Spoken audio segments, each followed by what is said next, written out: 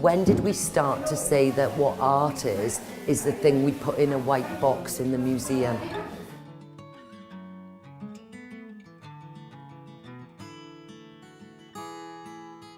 I have an idea that people are scared to say they're artists, and they shouldn't be.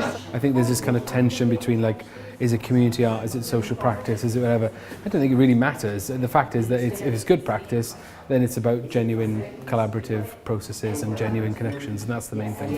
In a sense, it's how we build a community through making, and I think that's what's very special about this project. I thought art was a piece of sculpture or even a painting.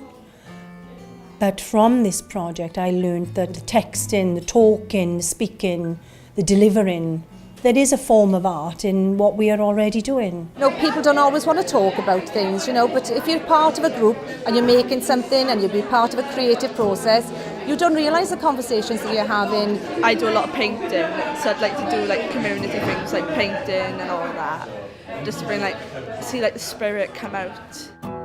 People talk about themselves as artists, people identify as artists in the projects we've got.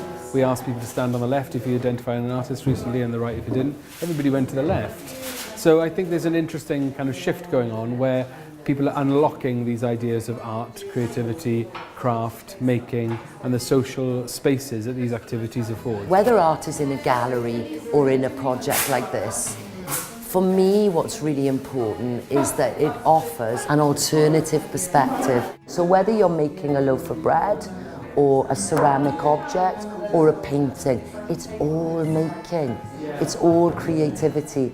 And making changes the way you feel about the world, the way you communicate with other people, and the power that you have.